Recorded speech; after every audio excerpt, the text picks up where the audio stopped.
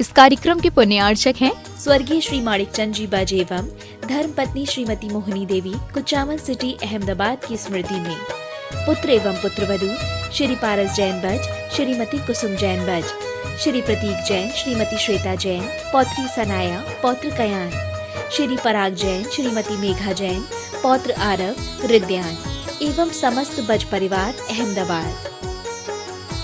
मेघराज जी चुक्की देवी गंगवाल की स्मृति में श्रीमान प्रदीप गंगवाल, श्रीमती अंजना गंगवाल, पुत्र एवं पुत्रवधू अंकित, प्रियंका गंगवाल, रोहित, शिल्पी गंगवाल, पौत्री Tanisha Gangwal, Preesha Gangwal, Messrs Gangwal construction company, post Dhulian, Murshidabad, Paschim Bengal.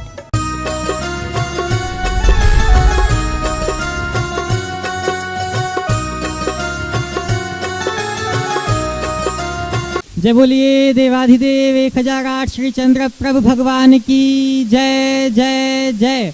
देवाधिदेव 1008 शासन नायक वर्धमान महावीर स्वामी भगवान की जय जय जय। परम पूज्य प्रातः स्मरणीय संत शिरोमणि आचार्य भगवान श्री विद्यासागर जी महाराज की, परम पूज्य गुणायतन प्रणेता प्रखर वक्ता भावना युग प्रवर्तक गुरुवर श्री प्रमाण सागर जी महाराज की, परम पूज्य मुनि श्री स्वात्मनंदी जी महाराज की। शंका समाधान की आज के इस सत्र में आप सभी का हार्दिक हार्दिक अभिनंदन। इससे पूर्व कि हम आज के सत्र को प्रारंभ करें, गुरुदेव के चरणों में नमोस्तु अर्पित करके अपने जीवन को सकारात्मकता से ओतप्रोत करते हैं। सभी लोग हाथ जोड़ें, मस्तक झुकाएं और मेरे साथ बोलें, हे गुरुदेव नमोस्तु नमोस्तु नमोस्तु। धर्म और विज्ञान का जो हो गया है गठबंधन, उसका ही फल हमें दिख रहा। अद्भुत रचना गुणायतन।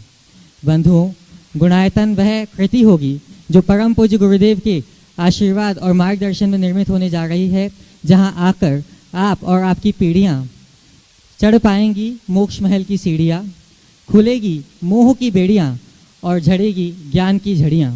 बंधुओं, यह आयतन जब पूर्ण आकार ले लेगा तो यहाँ आकर आप अपने जीवन की विक्रिया से ऊपर उठकर आत्मोत्थान की प्रक्रिया में अपने जीवन को समर्पित कर पाएंगे कि आप अपने वैभव का समीचीन प्रयोग करके इस कृति को पूर्णता की ओर लेके जाएं।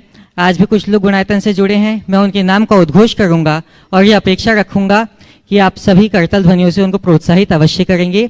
स्तंभ के रूप में, निर्माण मित्र के रूप में जो आज जुड़े हैं, श्रीमान राजकुमार जी जैन, श्रीमती सरिता देवी जैन, विजयनगर कामरूप असम से।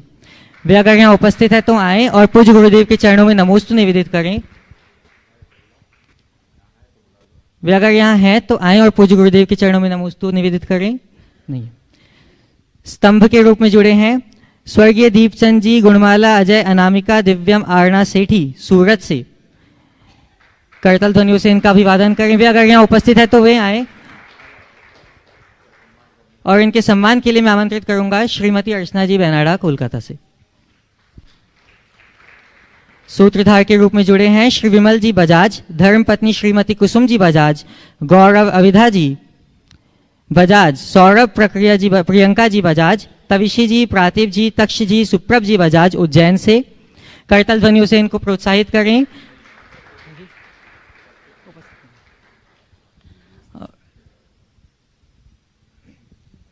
स्तंभ के रूप में ही जुड़े हैं श्रीमती पाना देवी, नेमीचंद जी पहाड़िया, सूरत से। वे आए।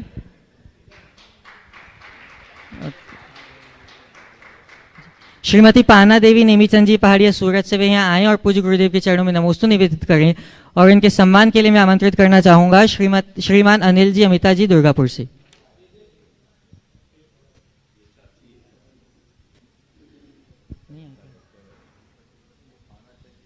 श्रीमती पाना देवी, नेमीचंद जी, आप ही हैं।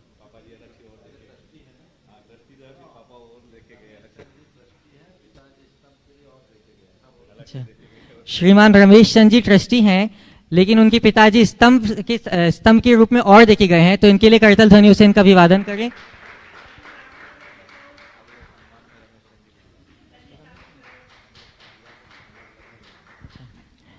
ट्रस्टी के रूप में गुणायतन से जो आज संबद्ध हुए हैं श्री सम्मेद अनिल जी पाटिल, हुपरी, कोल्हापुर से।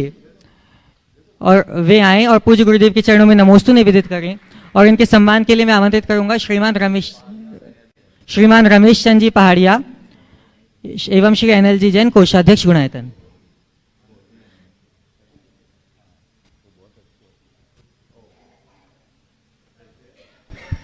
ओम। इस बच्चे के लिए मैं कहना चाहूँगा, खड़े हो जाओ। अरे इसका नाम है संवेद, छोटा सा लड़का है। अभी थोड़ी देर पहले जब मैं उठ रहा था तो NL जैन साहब मेरे पास लेकर आए, बोले महाराज जी ये आज गुणायतन के ट्रस्ट से ट्रस्टी बनने की इच्छा रखता है।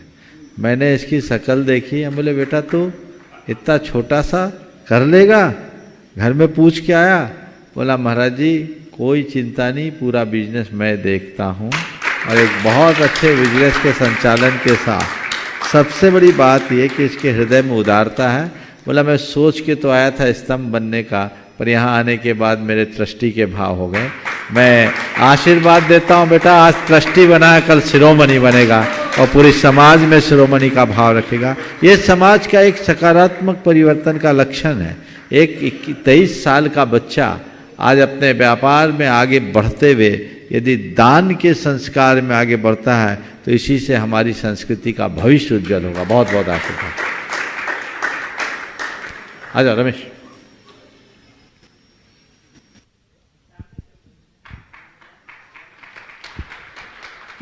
बंधुओं, हमारे बीच में आज गुणायतन के संरक्षक शिकागो से श्रीमान किरीट भाई शाह यहाँ उपस्थित हैं। वे आएं और पूज्य गुरुदेव के चरणों में नमोस्तु निवेदित करें। और इनके सम्मान के लिए मैं आमंत्रित करना चाहूंगा श्रीमान हरीश जी जैन,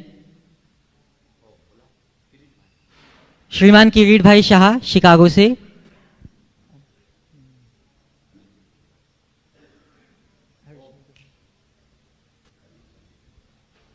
और इनके सम्मान के लिए मैं आमंत्रित करना चाहूंगा श्रीमान हरीश जी जैन एवं अनिल जी जैन दुर्गापुर से।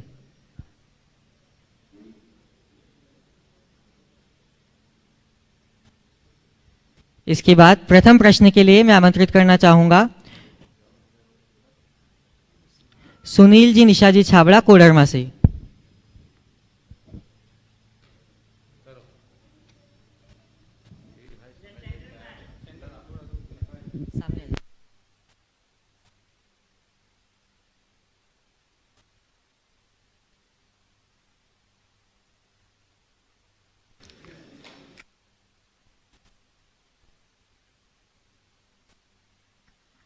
हेलो।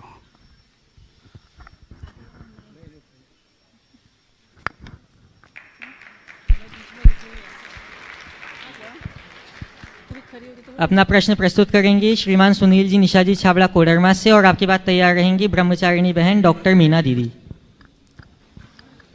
नमोस्तु महाराज जी, नमोस्तु महाराज जी, नमोस्तु महाराज जी। मेरा प्रश्न है सुख और आनंद में क्या अंतर है? कल ही उत्तर दिया, और कोई दूसरा पूछ लो तो ज्यादा आनंद आए। दूसरा क्या पूछ? चलो तैयार हो जाना आगे।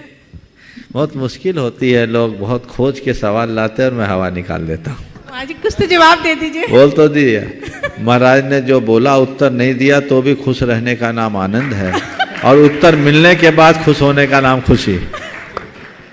ध्यान रखना, खुशी उपलब्धियों में होती है और आनंद अनुपलब्धि में भी होता है। तो हम उपलब्धि हो या अनुपलब्धि, हर स्थिति में स्थिरता बनाए रखें, इसी में हमारा जीवन धन्य हो। अपना प्रश्न प्रस्तुत करेंगी डॉक्टर दीदी मीना दीदी और आपकी बात तैयार रहेंगी ब्रह्मचारिणी बहन डॉक्टर साधना दीदी। नमस्ते महाराज जी, काफ़ी लंबे समय से आपका है शंका समाधान का सत्र चल रहा है और लगभग हमको ऐसा लगता है सभी लोगों ने अपनी शंकाओं का समाधान कर चुके होंगे। फिर भी कई प्रश्नों का रिवीजन यहाँ हो जाता है और महाराज जी बड़े आनंद के साथ आपको उन प्रश्नों का उत्तर देते हैं। इसलिए हमें बहुत खुशी होती है कि हमारे हर छोटे बड़े प्रश्नों का उत्तर बड़ी आसानी से घर बैठे भी मिलते हैं और यहाँ भी मिलते हैं। हमें भी बहुत दिनों से महाराज जी एक विकल्प है कि हम जब कभी पर्युषण पर्व में प्रवचन करने जाते हैं तो वहाँ पर जब हम तत्वार्थ की क्लास लेते हैं तो सभी लोग प्रायः नीचे बैठते हैं प्रवचन के समय और हम मंच में बैठते हैं और हमारे हाथ में किताब होती है, सबके हाथ में होती है। उस समय हमें ऐसा लगता है जैसे हम जिनवाणी की अभिनय कर रहे हों।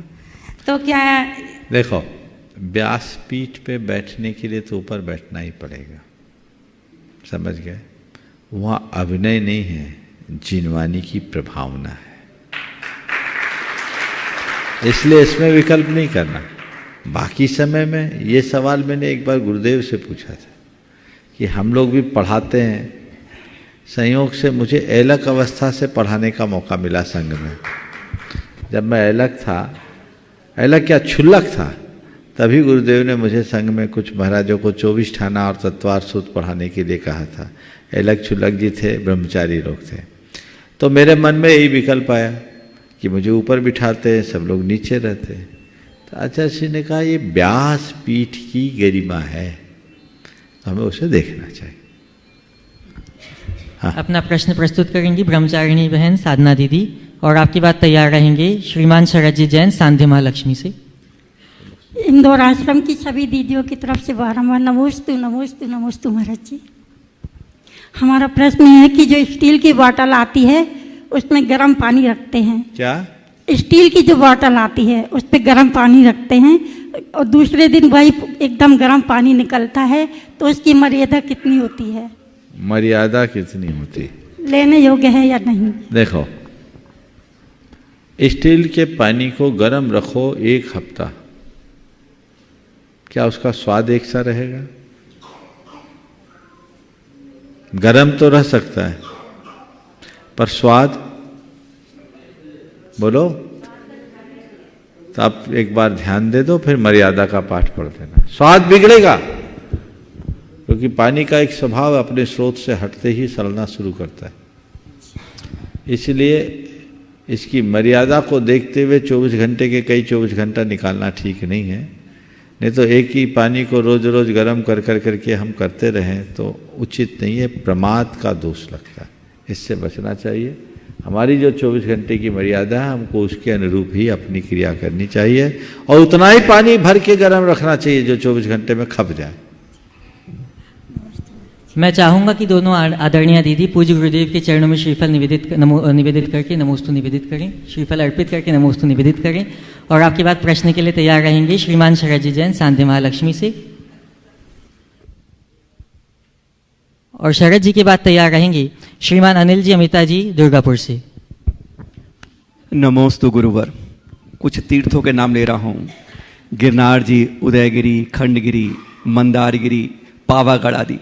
गर्व से कहते हैं हम जैनों के तीर्थ हैं, हकीकत में जब वहां पहुंचते हैं तो लगता है कि कुछ खिसक गए हैं। कारण हमारी भूल चूक, हमारी लापरवाही, हमारी कमजोरी, हमारी कमेटियों की आंख बंदी के कारण अगर इसी तरह चलता रहा तो हमारे पूरे तीर्थ 20-25 साल में कहाँ होंगे? क्या उनका बचाव का तरीका क्या है? हमारी कमेटियां सुस्त हैं या हम लोग सुस्त हैं या दूसरा संप्रदाय बहुत मजबूत है? देखिए, आपने बहुत ही गंभीर चिंतन करने के लिए बाध्य करने वाला सवाल खड़ा किया है। हमारे अनेक तीर्थों के साथ ऐसी समस्याएं अनेक तीर्थों के साथ ऐसी समस्याएं हैं। आपने अभी 3-4 का नाम लिया, लिस्ट बहुत लंबी होगी। हमें इस पर गंभीरता से ध्यान देना होगा। सबसे पहला प्रयास तो ये कि अब और कोई नया तीर्थ की ऐसी दुर्दशा ना हो, ये सुनिश्चित करें। और ये तभी सुनिश्चित होगा जब हम इनके कारणों की समीक्षा करेंगे कि आखिर ऐसा हुआ क्यों। मुझे ऐसा लगता है कि इसके पीछे 4 कारण हैं। सबसे पहला कारण तो यह है कि एक लंबे समय तक हम लोगों के अंदर तीर्थ यात्रा के प्रति अपेक्षित उत्साह का अभाव रहा। अभी के 2 दशकों में तीर्थ यात्रियों की संख्या बढ़ी है, और वो तीर्थ यात्रा भी कुछ खास क्षेत्रों के प्रति। आज भी हिंदुस्तान के ऐसे अनेक तीर्थ हैं जिसमें साल भर में 100-200 यात्री आना भी भारी होता है। तो तीर्थ यात्रियों की पहुंच की कमी तीर्थों की समस्या को जटिल बनाती है, ये एक मेरा मानना है। दूसरी बात, हमारे जिनके हाथ में प्रबंध की व्यवस्था है वे वहाँ के कर्मचारियों पर निर्भर रहने लगे। हमारे पदाधिकारियों का वहाँ कम आवागमन और जैसा बता दिया गया, जैसा दिखा गया बस उस पर ही विश्वास करके चलने की प्रवृत्ति, ये भी हमारे तीर्थों के प्रति उपेक्षा का एक उदाहरण कहा जा सकता है। तीसरी बात, हम जिन तीर्थ क्षेत्रों में रह रहे हैं वहाँ अपने निर्माण की प्रक्रियाएं तो हमने बहुत की, लेकिन वहाँ जीवन निर्माण के क्षेत्र में हमने जैसा अपेक्षित कार्य करना चाहिए वो नहीं किया। और चौथी बात, स्थानीय लोगों के साथ मधुर संवाद का अभाव। यदि इन चारों बातों को पलट दी जाए तो हमारा कोई तीर्थ क्षेत्र उपेक्षित नहीं रहेगा। मैंने बहुत सारी चीज़ें एक ब्लूप्रिंट के रूप में तैयार कर रखी है जो अभी मेरे माइंड में है, समय पर प्रकट करूंगा। पर मैं कहूंगा कि सबसे पहला काम अगर आप लोगों को करना है तो ये कीजिए कि तीर्थ यात्रा करने की आदत डालिए। तीर्थ यात्रा में अधिक से अधिक जाइए और अपने यात्रा के क्रम में चिन्हित कीजिए जिन तीर्थ क्षेत्रों में कम लोग जाते वहां हमें पहले जाना है। आप जाओगे, आपकी प्रेजेंस होगी, तब आप वहाँ के प्रति खुद जागरूक होंगे, दूसरों को जागरूक कर पाएंगे, वहाँ की व्यवस्थाएं ठीक होगी। कई तीर्थ क्षेत्र तो ऐसे हैं जहाँ आज भी तनख्वाह बांटने के पैसे नहीं हैं, तो वो चीजें सुनिश्चित करनी चाहिए। और जिनके हाथ में व्यवस्था है वह थोड़े जागरूक हों, स्थानीय लोगों के साथ संवाद कायम करें और कुछ ऐसे उपक्रम करें कि तीर्थ क्षेत्र में जैन भले ना बसे पर जो बसे हैं उनका जैनों से जुड़ाव हो जाए, उनको लगे कि ये हमारे हैं, उनको लगे कि ये तीर्थ हमारा है। यदि हमने उनकी श्रद्धा को सही दिशा में नियोजित करने में कामयाबी हासिल कर ली तो हमारे किसी भी तीर्थ पर कभी किसी प्रकार का संकट खड़ा नहीं होगा। और इन बातों पर ध्यान नहीं दिया तो मुझे लगता है आने वाले दिनों में न जाने हमें और क्या क्या देखना पड़ेगा। कहीं ऐसा ना हो कि 50 वर्ष बाद हमारी संख्या कम हो, हम लोग आपस में ही लड़ मर करके मिट जाएं और दूसरे हमारे सारे तीर्थों और मंदिरों पर कब्जा करके बैठ जाए। जिस तरह का घटनाक्रम है और एक हार्डकोर वर्ग जिस तरह से तेजी से उभर रहा है, अगर यही तस्वीर बनती रही तो स्थिति बहुत गंभीर होगी। तो हमें चाहिए, जैन समाज अल्पसंख्यक समाज है पर बहुसंख्यकों के सम्मान का सदैव पात्र रही है और बहुसंख्यक समाज के लिए जैनों ने हमेशा अच्छे कार्य किए हैं और तत्परता से योजनाबद्ध तरीके से यदि इस तरह का कार्य किया जाए तो बड़ा अच्छा काम हो सकता है। हमें यही एक कार्य योजना बनानी चाहिए और लक्ष्य रखना चाहिए, हम अपने तीर्थ के संरक्षण, संवर्धन में, विकास में किस प्रकार सहभागी बने जिससे हम अपने धर्मायतनों को युग युगांतरों तक सुरक्षित और संरक्षित रख सकें। अपना प्रश्न प्रस्तुत सारा जी एक और पूछ सकते हैं।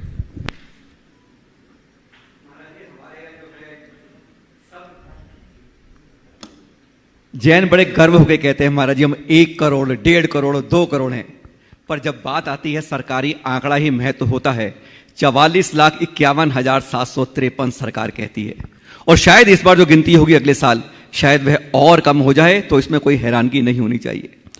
पलायनता हमारे घर घर से होती जा रही है। परसों की बात बता रहा हूं, मैं नाम किसी का नहीं ले रहा हूं। एक लड़की हमारी फिर दूसरे समाज में चली जाती है, अपने माँ बाप को दूसरा बहाना बताकर चली जाती है। ये आज हर घर घर में परेशानी हो रही है महाराज जी। ये पलायनता हम नहीं रोक पाएंगे। बड़ी बड़ी जातियां, हमारी उप संप्रदाय हमसे बिछड़ते जा रहे हैं। तो एक समीर इस समय क्या हमारा समाचीन ऐसा होना चाहिए कि अगले वर्ष जो गणना इस वर्ष जो होने वाली है, हमारी गिनती हम वास्तव में 1 करोड़ को पार कर सकें। देखिए, सवाल 1 करोड़ का या 44 लाख का नहीं, सवाल हमारे अस्तित्व और अस्मिता का है। जिस तरह की सामाजिक संरचनाएं दिख रही है वो बहुत चिंतनीय है, गंभीर है। और आज के समय में मुझे तो ये कैंसर जैसा दिखता है। अब कब किसका लड़का और कब किसकी लड़की किसके साथ जुड़ जाए कहा नहीं जा सकता। माँ पिता के हाथ में अब कुछ बचा सा नहीं है। तो हमें अब इसके प्रति बहुत गंभीर होना होगा। इस संदर्भ में भी मैं कुछ मार्गदर्शन देना चाहूंगा। पहला प्रयास तो ये हो कि आगे ऐसी घटनाएं न घटे वो सुनिश्चित करें। घटनाएं क्यों घटती? शुरू से को एजुकेशन है, कोचिंग से लेकर क्लास तक साथ साथ रहना, उठना बैठना, और फिर रहे सहे समय के लिए पूरी तन्हाई दे देता है आपके हाथ की ये मोबाइल, ये गैजेट। तो लोगों का कम्युनिकेशन जब एक दूसरे से ज्यादा होगा तो अटैचमेंट तो अपने आप होगा। और जब तक ऐसा अटैचमेंट रहेगा, एक बायोलॉजिकल अट्रैक्शन भी काम करता है। इस तरह की दुर्घटनाएं हम नहीं रोक सकते। अब मैं बोलूं तो आप लोग कहोगे महाराज तो 19वीं और 20वीं शताब्दी में चले गए, हम तो 21वीं शताब्दी में 22वीं शताब्दी की बात सुनना चाहते हैं। लेकिन परिणाम तो देखो, जागरूकता होनी चाहिए। पर इसमें को एजुकेशन में लड़कियां खुद जाना चाहती है। एक ने गर्ल्स का इंजीनियरिंग कॉलेज खोला, दाखिल ही नहीं हुए लोग। बोले हमारी लड़कियां आना ही नहीं चाहती। तो क्यों? वो अपने आप को एडवांस बनाना चाहती है। तो ये एक जड़ है, इस पर हमें ध्यान देना होगा। जरूरत से ज़्यादा लिबर्टी, ये भी एक बहुत बड़ी समस्या है जिस पर हमें बहुत ध्यान देने की ज़रूरत है।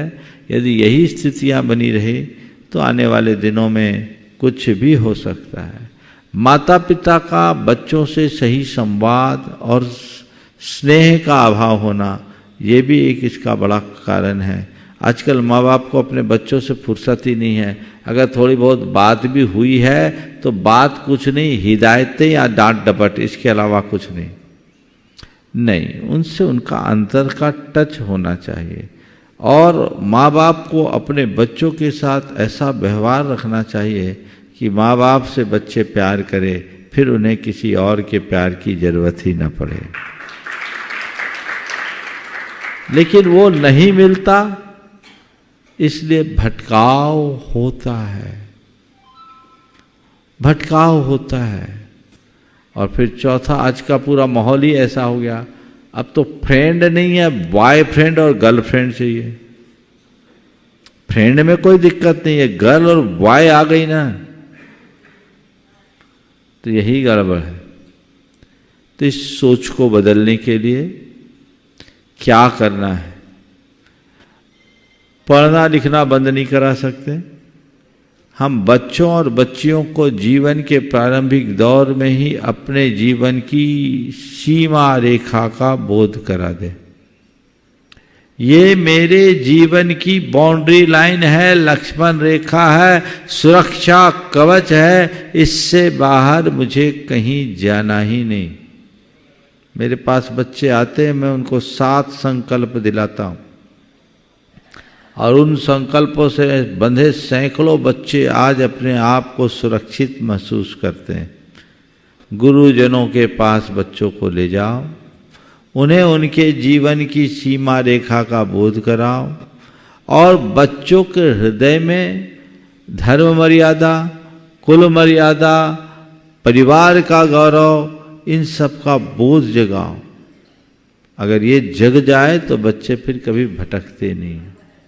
और फिर दूसरे चरण में जो भटक गए हैं उनकी उपेक्षा मत करो, उनका बहिष्कार और तिरस्कार मत करो, उनको संस्कार देकर वापस स्थिर करने का प्रयत्न करो। बहिष्कार कतई मार्ग नहीं है। इसका अर्थ ये नहीं कि मैं समर्थन दे रहा हूं हो जाए, कतई नहीं हो। पर मैं इतना ही जानता हूँ, कैंसर न हो, पर अगर हो गया तो उसे खुला न छोड़े, नहीं तो और भयावह हो जाएगा। जहाँ है वहीं रोका जाए। संस्कार हम देंगे तभी काम हो सकता है, और इस बहाने हम बहुतों को जैन भी बना सकते हैं। एक बड़े आचार्य महाराज का सानिध्य में दर्शन लाभ मिला मुझे जब मैं राजस्थान में था, तो मैंने उनके सामने ये समस्या रखी और कहा कि इस पर विचार होना चाहिए। आप आचार्य हो, ये आचार्यों का जुरिडिक्शन है, मेरा नहीं, इसलिए मैं खुलकर कुछ बोल नहीं सकता, पर इसका एक साथ सम्मत रास्ता तो निकालना ही चाहिए। उन्होंने भी कहा ये होना चाहिए, लेकिन हो नहीं पाया, क्योंकि घर घर में एक कहानी है। हम अगर अपने जातियों के इतिहास को पलट कर देखते हैं तो सारे रास्ते खुले दिखते हैं। हमें इन पर विचार करना चाहिए। संस्कारों को सुरक्षित रखने के लिए यदि समाज संकल्पित होगी तो सारे रास्ते प्रशस्त हो जाएंगे। अपना प्रश्न प्रस्तुत करेंगे श्रीमान अनिल जी अमिता जी जैन दुर्गापुर से, और आपकी बात तैयार रहेंगे किरीट भाई शाह शिकागो से। नमोस्तु गुरुदेव। गुरुदेव, हमारे पूर्वज सीमित संसाधनों के बावजूद भी बहुत उल्लासपूर्ण जीवन जीते थे। वो अपने पुरुषार्थ के बल पर पहाड़ों में पहाड़ों को काटकर रास्ता बना लेते थे, या फिर जल की किल्लत को देखकर मानवीय साधनों से ही पोखर आदि का निर्माण कर लेते थे। और एक अब समय आया है कि हम लोग थोड़ी थोड़ी परेशानी में ही, झंझावात में परेशान हो जाते हैं और विषाद से घिर जाते हैं। तो गुरुदेव, मेरी शंका यह है कि हम किस प्रकार से उनकी तरह उल्लासपूर्ण जीवन जिएं कि हम भी अपने जीवन में आगे बढ़ते रहें। जो जितना संघर्ष करता है वह उतना समर्थ बनता है। जिन पूर्वजों की बात आपने की है, हमसे एक पीढ़ी पहले, ज़्यादा आगे जाने की जरूरत मेरे ख्याल से नहीं। वे लोग परिश्रमी लोग थे, उनने मेहनत की, और जो श्रम किया तो समर्थ भी बने। आज की पीढ़ी साधन संपन्न हो गई है, लग्जीरियस बन गई है, और टेक्नोलॉजी के दौर में उस पर निर्भर हो गई। तो जैसे जैसे मनुष्य की बाह्य शक्तियां विस्तीर्ण होती है, उसकी आंतरिक शक्ति क्षीण होने लगती है, वो खुद शक्तिहीन होने लगता है। तो जब व्यक्ति अंदर से कमजोर होगा तो स्वाभाविक है सुख शांति सकून जैसे तत्व जो नितांत आंतरिक हैं वे भी प्रभावित होंगे, और आज ऐसा ही हो रहा है। इसलिए हमें चाहिए कि हम सीमित साधनों में संतोष करके जीने के अभ्यासी बने। जितने अधिक साधन हमें मिलेंगे, हम अपने आप को अंदर से कमजोर महसूस करेंगे। एक ने एक अनार का खेत लगाया, वहीं उनका बेटा बाहर से पढ़कर आया, देखा, वो भी खेत में देखा तो कुछ डालियां झुकी हुई थी। तो उसने माली से कहा कि एक काम करो, इनमें बांस लगा दो, नहीं तो ये उखड़ जाएंगे। उसने कहा ठीक है, आप कहते हो तो मैं बांस लगा देता हूं, और वो हंसते हुए बांस लगा दिया। बोले ठीक है, तुमने बांस तो लगा दिया, तुम हंसे क्यों? बोले आपने जो कहा वो तो मैं कर दिया, पर तुम हंसे क्यों? बोले इसलिए कि आप कहते हो बांस लगाओ नहीं तो उखड़ जाएंगे, मैं आपसे कहता हूँ बांस नहीं लगाऊंगा तो एक आध पेड़ उखड़ेंगे, और लगा देंगे तो सब उखड़ जाएंगे। बांस नहीं लगाने पर एक आध पेड़ उखड़ेगा, और लगा देंगे तो सब उखड़ जाएगा। सामने वाले ने पूछा ये कौन सा गणित? बोले बात केवल इतनी है, यदि ये पेड़ आंधी पानी हवा के झंझावात को सहेंगे तो खुद मजबूत बन जाएंगे, और बांस लगा देंगे उन्हें सह नहीं पाएंगे तो उखड़ जाएंगे। इसलिए मेरा आपसे निवेदन है कि अभी इसको ऐसे ही रहने दो। बस मैं भी आपसे कहता हूं, साधन हो पर उसका उपभोग मत करो। ठीक है, आज लोगों को दिखाना पड़ता है बहुत सारी चीजें, लेकिन हम इनसे जितने दूर रहेंगे अंदर से मजबूत होंगे। आंतरिक शक्ति को मजबूत बनाइए। आज लोगों की हालत बड़ी खराब है, फोटो बहुत खूबसूरत है, एक्सरे सबकी बिगड़ी हुई है। फोटो तो बढ़िया एक क्लास, पर एक्सरे खराब है। तो वो एक्सरे ठीक बनी रहे, केवल फोटो की तरफ ध्यान न दो। कदाचित फोटो खराब भी हो तो कोई परेशानी नहीं है, पर एक्सरे ठीक होना चाहिए, इसका हमें ध्यान रखना है। नमस्ते गुरुदेव, नमस्ते गुरुदेव। उपस्थित होंगे श्रीमान किरीट भाई शाह शिकागो से, और आपकी बात तैयार रहेंगी श्रीमती मीनू जी जैन हिंद मोटर कोलकाता से। नमोस्तु महाराज श्री, नमोस्तु नमोस्तु नमोस्तु। एक क्वेश्चन है और दूसरा आपका आशीर्वाद चाहिए। तो पहला कौन सा रुको, मेरा आशीर्वाद वाला और क्वेश्चन वाला? दोनों आप कर लो। दोनों रखो। ओके। कैंसर जो होता है, तो किसी कैंसर ऐसा है कि इसमें हेरिडिटी से आता है, विच इज कॉल्ड TP53।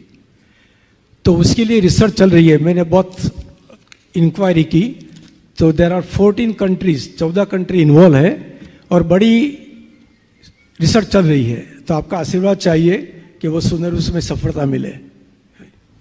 नमोस्तु नमोस्तु नमोस्तु। क्वेश्चन ये है कि अभी विदेश क्षेत्र में से मोक्ष जाते हैं, तो कौन दूसरा कोई क्षेत्र है कि जहाँ से भी जीव मोक्ष जाते हैं? और अपनी पृथ्वी है कर्मभूमि, इससे अलावा भी कर्मभूमि है ऐसा मैंने सुना है, तो वहाँ से जीव जा सकते हैं? देखिए, पहले तो मैं चाहूँगा एक बार जोरदार करतल ध्वनि से किरीट भाई जी का सम्मान करें। ये रिसर्च में लगे हैं और बहुत अच्छी बात है। जिस रिसर्च में आप लगेंगे, अगर कुछ निष्कर्ष निकलेगा तो समाज का हित होगा, और इनके लिए तो ये और बड़ी उपलब्धि होगी, क्योंकि इन्होंने अपनी धर्मपत्नी को कैंसर में ही खोया है। ये पिछले अनेक वर्षों से जुड़े हुए, इनकी धर्मपत्नी रेखा थी ना, रेखा जी शाह थी, बहुत जुड़ी हुई, लेकिन कैंसर से ग्रसित होने के बाद भी जितने उत्तम परिणामों के साथ उन्होंने अपने शरीर को छोड़ा, ये बहुत दुर्लभ है। मैं उनको भी आशीर्वाद देता हूँ और आपको भी आशीर्वाद देता हूँ। धन्यवाद। आप अपने मुहिम में सफल हों। और जो आपने सवाल किया कि क्या मोक्ष विदेह क्षेत्र में जैसे होता अन्य क्षेत्रों से भी हो सकता है क्या? देखिए, पंचम काल, यहाँ काल का परिवर्तन भरत और ऐरावत क्षेत्र के आर्यखंडों में होता है।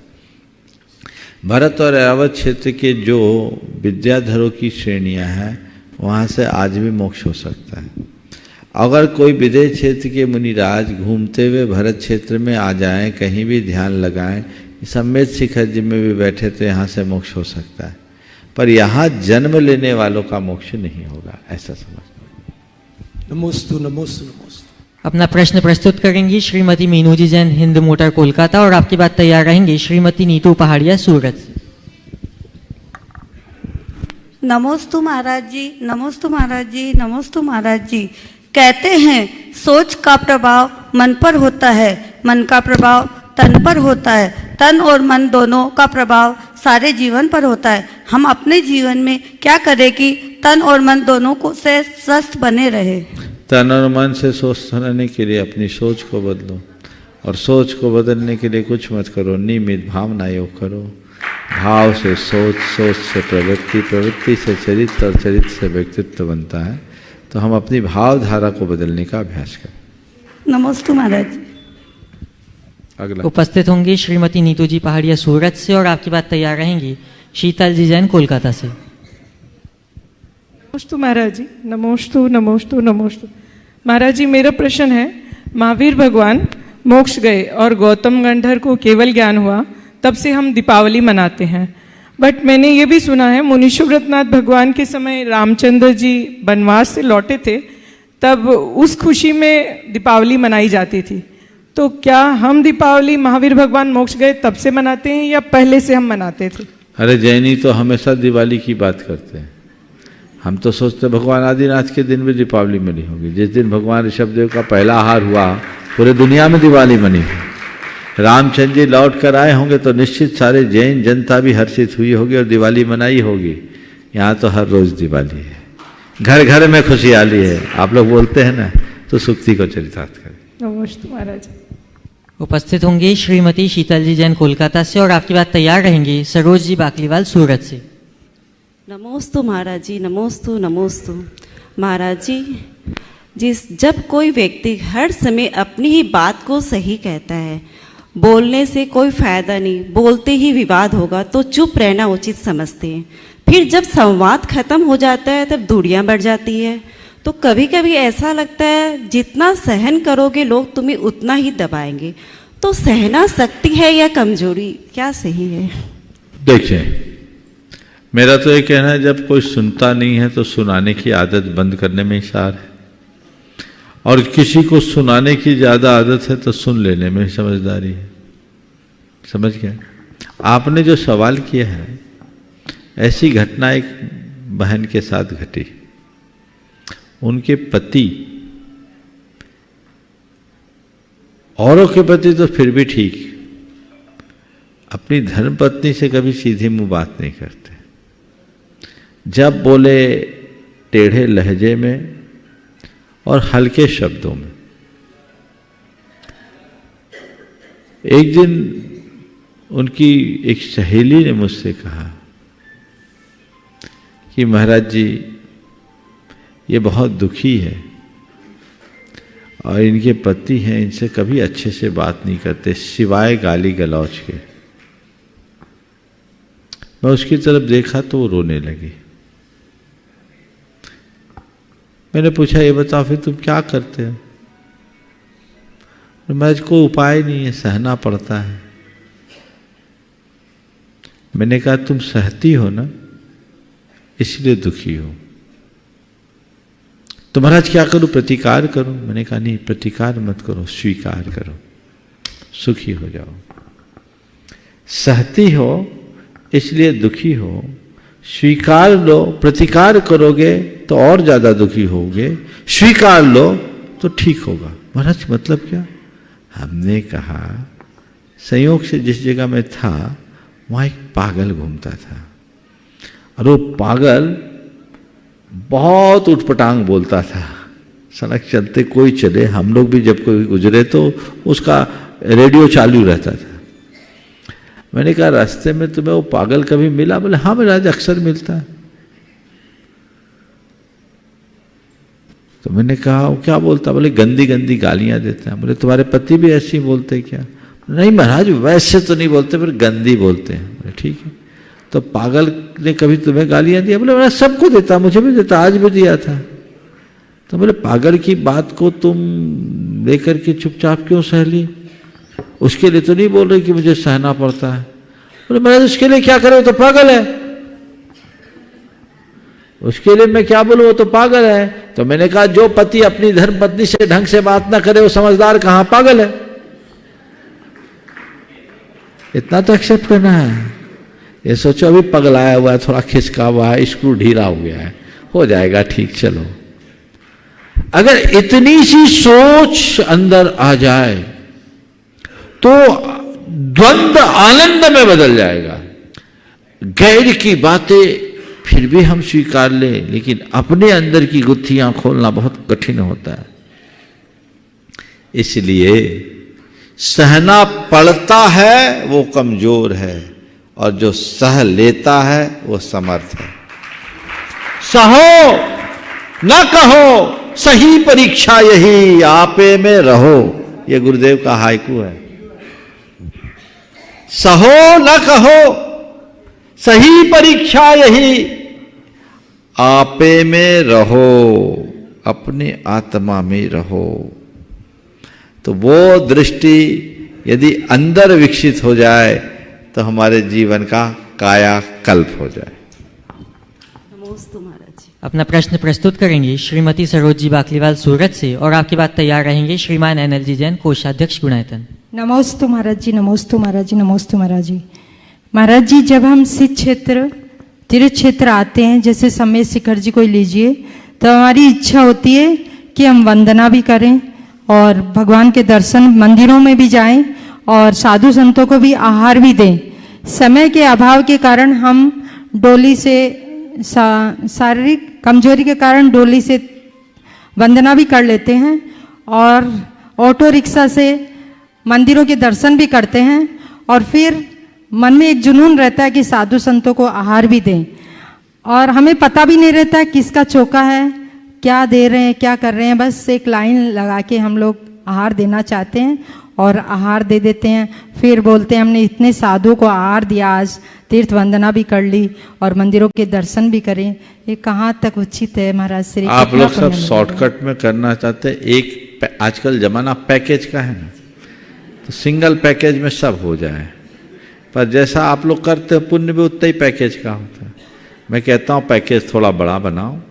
सम्मेद शिखर जी जैसे तीर्थ या किसी भी तीर्थ क्षेत्र में आओ और सच्चा लाभ लेना है तो सप्ताह भर का कार्यक्रम बनाओ। एक दिन वंदना करेंगे, 2 दिन नीचे की वंदना और विधान करेंगे, 1-2 दिन चौका लगा करके आहार देंगे। अपना तो लगाओ। कई जगह तो ऐसी बुरी हालत है कि कपड़े भी अपने नहीं होते और कपड़े नहीं शुद्धि भी पराया बुलवाता है। तो पुण्य तुम्हारा कहाँ होगा? स्वस्याति सर्गोदानम, अपना द्रव्य देना ही उत्तम है। नहीं देने से अच्छा है, लेकिन भाव ऐसा लगाओ कि अंतराय टले, उत्साह जगे और खुद अपना द्रव्य अपने हाथों से तैयार करके अपने जीवन को कृतार्थ कर सके। नमोस्तु। उपस्थित होंगे श्रीमान एनएलजी जैन, कोषाध्यक्ष गुणायतन। दोनों गुरुओं को सादर नमन वंदन। महाराज श्री, आज मैं किसी अपनी शंका के निवारणार्थ यहाँ उपस्थित नहीं हुआ हूँ। मैं यहाँ एक दुखद समाचार देने के लिए प्रस्तुत हूँ। फिर से बोलिए। महाराज श्री, आज मैं अपनी शंका के निवारणार्थ यहाँ प्रस्तुत नहीं हुआ हूँ, लेकिन एक दुखद समाचार देने के लिए मैं यहाँ प्रस्तुत हूँ। हमारे गन्नौर निवासी शिरोमणि श्री राजेंद्र जी, श्री अनिल जी, भाई श्री प्रवीण जी की मातेश्वरी श्री राज दुलारी देवी जी का कल उनका निधन हो गया है। तो महाराज श्री, मैं आपसे निवेदन करता हूँ कि संतप्त परिवार को आप आशीर्वाद प्रदान करें। देखिए, ये बड़ा विचित्र संयोग है। कल भी मुझे इस संदर्भ में बात कहनी पड़ी, आज भी कहना पड़ रहा है। संसार है, आना जाना लगा हुआ है, लेकिन जब कोई धर्म से जुड़ा व्यक्ति जाता है तो हर धर्मात्मा का हृदय कहीं न कहीं प्रभावित होता है। पर मैं ये कहूँगा कि आने जाने के क्रम को हम रोक नहीं सकते। बस एक ही बात सीखनी चाहिए कि ऐसे आवागमन के क्रम से यदि कोई व्यक्ति हमें छोड़ कर जाता है तो ये मत सोचो कि हमें छोड़ कर के गया है, रास्ते में छोड़ कर नहीं, रास्ता दिखा कर गया है। और यदि हम उसमें अपना रास्ता देख लेते हैं तो हमारा जीवन धन्य होगा। राजेंद्र, गीता गन्नौर, अनिल, ममता गन्नौर एक बहुत ही समर्पित परिवार, गुणायतन के लिए ही नहीं, गुरु भक्त, हर अवसर पर अपनी भागीदारी देने वाले और बढ़ चढ़ करके हिस्सा लेने वाले। मैं मानता हूँ ये सारा संस्कार उनकी माता श्री राज दुलारी जी का ही था, उनका ही फल था जो इन लोगों में लगा। आज वो नहीं है, लेकिन कोई बात नहीं, उनके संस्कार हैं। मैं राजेंद्र भाई और अनिल भाई दोनों से और उनके तीसरे भाई प्रवीण भाई, इनसे इस घड़ी में यही आशीर्वाद देना चाहूँगा कि धैर्य से इसका सामना करो। ऐसे भी आप लोग स्वाध्यायी और तत्वज्ञ हो, जीवन और जीवन की व्यवस्था को समझें और अपने महान आत्माओं के आदर्शों का अनुसरण करते हुए चले। एक भाव रखे, जब किसी के इस दुनिया से जाने का समाचार मिले तो एक ही भाव करे कि मुझे इस दुनिया से जाना नहीं, मुझे इस दुनिया से नहीं जाना, मुझे नहीं मरना, मुझे केवल देह परिवर्तन करना है। जो मरता है वो दुनिया से जाता है और जो देह परिवर्तन करता है वो अपने मंजिल के निकट पहुंच जाता है। हमें अपने मंजिल के निकट पहुंचना है।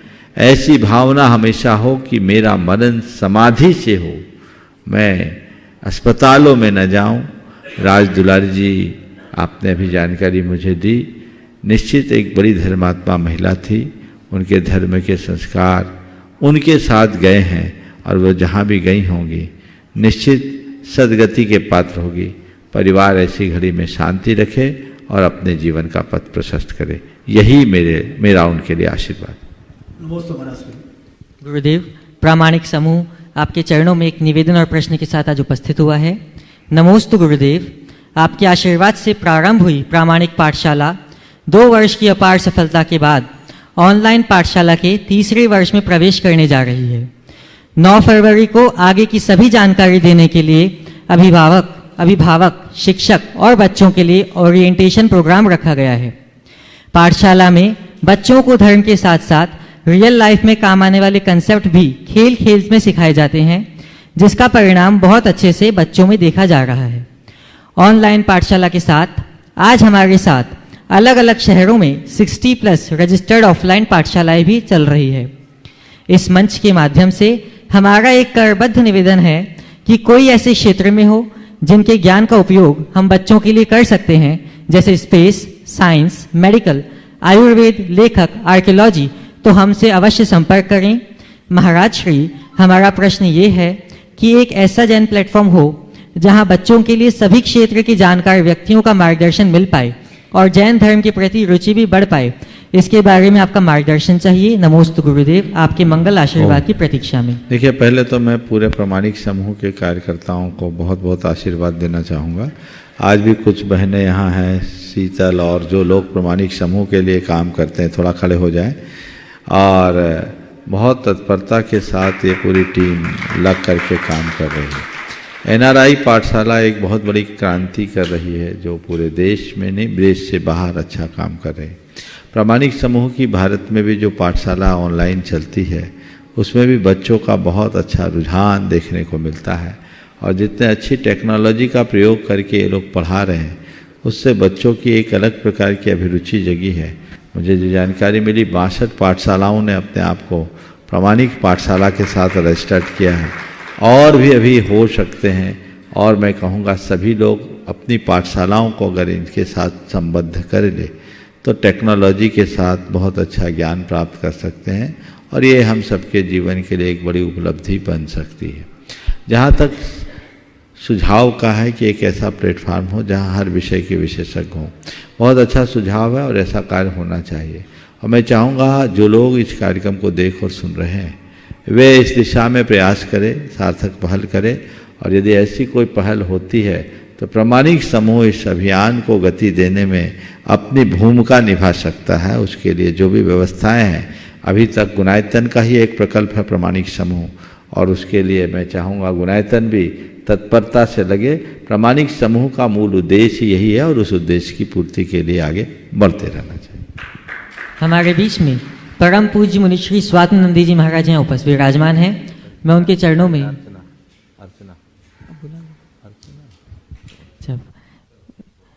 चरणों में नमोस्तु पूर्वक निवेदन करना चाहूँगा कि वे अपने प्रश्न के माध्यम से हम सबको समाधान का मार्ग दिखाएं। नमोस्तु महाराज जी। नमस्तु नमस्तु नमस्तु भगवान। ईशत प्रागभार भूमि 8वें नंबर की कहा जाती है। ये क्रम हमको समझ में नहीं आता है, कौन से क्रम से गिनना, 1 2 3 4 5 6 7, ये कौन सी भूमि है, और 8वें नंबर ईशत प्रागभार भूमि है, ये समझ में आता है, समझाइए। बहुत अच्छा सवाल आपने किया है, मेरे मन में भी ये सवाल रहता था, इसे 8वां क्यों कहा। पर महाराज जी, मैं आपको बताऊं, जितना मैंने आगम पढ़ा उसमें मेरे को जितना स्मरण है, ईशत प्रागभार पृथ्वी का तो उल्लेख है, पर 8वीं पृथ्वी ऐसा मुझे स्मरण नहीं आ रहा है। लेकिन अष्टम वसुधा को पाने के वो कर्मे 8 द्रव्य सब लोगों को रट गया है। ये खोजना चाहिए कि अष्टम पृथ्वी के रूप में उसे कहाँ उल्लेखित किया। हो सकता है मुझे विस्मरण हो, पर कुछ दिन पहले ये सवाल मन में आया था तो मुझे याद नहीं आया कि अमुक ग्रंथ में ऐसा लिखा है कि इस पृथ्वी का नाम अष्टम पृथ्वी है। समझ गए। आज आपने सवाल किया है, ये सवाल मैं लोगों के लिए छोड़ देता हूँ। यदि किसी आगम ग्रंथ में ईसत प्राग भार पृथ्वी को अष्टम पृथ्वी के रूप में लिखा गया हो तो मुझे जरूर बताएं, मैं उसे सुन करके फिर अपनी धारणा बदलूंगा और फिर इसके कारण की गवेषणा करूंगा कि नीचे से ऊपर है तो 7 नीचे जब हो गई तो 8वां ऊपर क्यों। अगले प्रश्न के लिए मैं आमंत्रित करूंगा श्रीमती अर्चना जी बेनाडा कोलकाता से, और आपकी बात तैयार रहेंगी मीना जी काला सूरज। नमोस्तु महाराज जी। महाराज जी, बिहार तो स्थगित हो गया और अष्टानी का पर्व आ रहा है, तो क्या विधान होना चाहिए महाराज जी? बिहार स्थगित हो गया। देखिए, ये आप सबका सौभाग्य है, पुण्य है कि छूटती हुई गाड़ी रुक गई। जिसके लिए पूरा इशारा था, सिग्नल था, पर कुछ तकनीकी कारणों से उसे अभी यथास्थान स्थगित कर दिया गया है। परसों ही गुरुदेव का संदेश आया कि नहीं, अभी आप जहाँ हो आपको वहीं रहना है, और जो छुलक जी लोग हैं वे सीधे यहीं आएंगे। तो वो सब चल रहे हैं, सब संघ का यहीं आना होगा। और प्रशांत सागर जी, निर्वेक सागर जी, शीतल सागर जी महाराज भी पंच तीर्थ की, चूंकि उनकी भावना थी, वे पंच तीर्थ की वंदना के लिए गए। तो ये बात तो मैं सबके बीच स्पष्ट कर देना चाहता हूँ कि अभी हमारा प्रवास सम्मेद शिखर जी में ही है, और कब तक है मुझे पता नहीं, अगली सूचना तक यही है। और जब यहाँ है ही तो बहुत लोगों की प्रबल भावना थी सिद्धचक्र मंडल विधान की, पंचकल्याणक की सारी संयोजनाओं को हमने स्थगित किया था। तब इतने शॉर्ट टर्म में पंचकल्याणक के लिए तो अभी मैं कुछ नहीं कहूँगा, लेकिन सिद्धचक्र विधान बहुत लोगों की खबरें मेरे पास भी आई। निश्चित आप सिद्धचक्र विधान को ठाट बाट के साथ संपन्न करें। जो लोग अपना कार्यक्रम पहले से बनाए थे उसी रूप में सिद्धचक्र विधान के कार्यक्रम को बना ले। अष्टानिका को अपने जीवन की एक अमूल्य घड़ी के रूप में घटित करने का एक मौका है। सिद्ध क्षेत्र में सिद्धों की आराधना, वो भी अष्टानिका के अवसर पर, और वो संस्कृत का सब स्वाद चख चुके हैं, कुछ कहने की जरूरत नहीं है। लेकिन ये आनंद की घड़ी है, इसका आप सबको लाभ लेना चाहिए। ये संदेश सब तक पहुंचा दें। जिन्हें भी सिद्धचक्र विधान में अपनी सहभागिता देनी है वे अपने नाम सुरक्षित करा दे कार्यालय में, और जो भी हो 1-2 दिन में अभय भैया भी यहाँ आ जाएंगे, आपको जानकारी दी जाएगी। तारीख हम बताएं, 2-3 दिन में, आज ही कल में दो, जितनी जल्दी दोगे उतनी अच्छी बात है। बाकी इसके वो सब व्यवस्था अष्टानिका में है। अष्टानिका में 27 तारीख से अष्टानिका इस बार 9 दिन की है, तो जो होगी आगे पीछे 27-28 जो हो आपको बता दिया जाएगा। आप अपनी तैयारी करें, कार्यालय में संपर्क करें और इस विधान का पूर्ण आनंद ले। बहुत लोग हताश हो गए थे जब इस मंच से इस कार्यक्रम को स्थगित घोषित किया गया था, लेकिन ये आप लोगों का योग है कि ये लाभ आपको पुनः मिल रहा है। नमोस्तु महाराज जी। अपना प्रश्न प्रस्तुत करेंगी श्रीमती मीना जी काला सूरत से, और आपकी बात तैयार रहेंगे श्री सम्मेद जी पाटिल, जो आज ही गुणायतन के ट्रस्टी के रूप में संबद्ध हुए हैं। मुनिश्री को मेरा नमोस्तु नमोस्तु नमोस्तु। महाराज जी, हमारे पहनावे पर लेसिया का कोई प्रभाव होता है क्या? क्योंकि जब हम काला या नीला वस्त्र पहनते हैं तो सभी मना करते हैं। वैसे हमारे तीर्थंकर भी 5 कलर के ही हैं। एक बार एक बच्ची ने मुझसे कहा, महाराज जी ब्लैक कलर पहन के कपड़े पहन के मंदिर जाने का निषेध करता है, भगवान भी तो ब्लैक कलर के हैं। इन संग का समाधान में सवाल किया कि भगवान भी ब्लैक कलर के हैं। तो मैंने कहा देखो, भगवान ब्लैक कलर के हैं इसलिए हमको भगवान है चलेगा, हम लोगों को नहीं चलेगा। पहले तो मैंने उसको ऐसा बोला, बोला क्यों ऐसा चलेगा? बोले देखो, ये एक परंपरा बना दी गई है कि काले कपड़े नहीं पहनना, जबकि साधु परमेष्ठी के लिए काला रंग है। पार्श्वनाथ भगवान कृष्णवर्णी थे, मुनि सुब्रतनाथ भगवान कृष्णवर्णी थे। तो मैं इस संदर्भ में एक ही बात कहूँगा, काले कपड़े पहनो या न पहनो, काला काम करना बंद कर दो। काला काम छूटना चाहिए।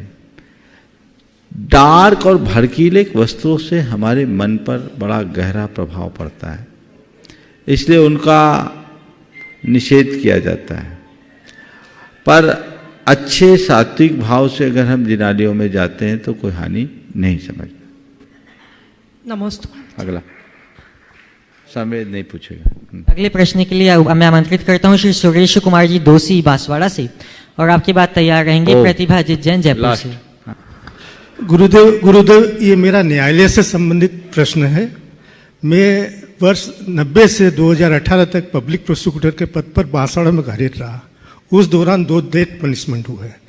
एक डेथ पनिशमेंट में एलआई में परिवर्तन हो गया, एक डेथ पनिशमेंट में एग्जीक्यूशन हुआ, तो उसको लास्ट तक वो स्टैंड रहा। तो इसमें मेरे को कोई पाप दोष लगेगा क्या? आप जज हैं? नहीं, मैं तो पब्लिक प्रोसिक्यूटर हूँ। प्रोसिक्यूटर्स हैं। आप अपने कर्तव्य का पालन कर रहे हैं, और कर्तव्य का पालन करने वाला केवल कर्तव्य का पालन करता है, उसको दोष नहीं लगता। इस प्रकार आज के इस सत्र को परम पूज्य गुरुदेव के चरणों में नमन अर्पित करते हुए यहीं पर विराम। बोलिए परम पूज्य आचार्य गुरुवर श्री विद्यासागर जी महाराज।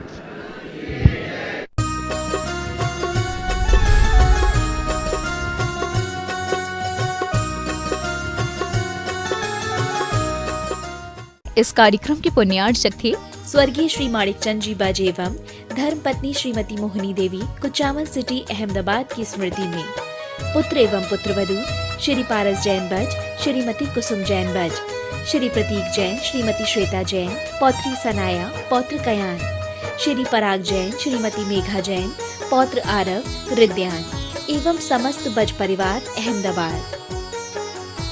मेघराज जी चुक्की देवी गंगवाल की स्मृति में श्रीमान प्रदीप गंगवाल, श्रीमती अंजना गंगवाल, पुत्र एवं पुत्रवधू अंकित, प्रियंका गंगवाल, रोहित, शिल्पी गंगवाल, पौत्री Tanisha Gangwal, Preesha Gangwal, Messrs Gangwal construction company, post Dhulian, Murshidabad, Paschim Bengal.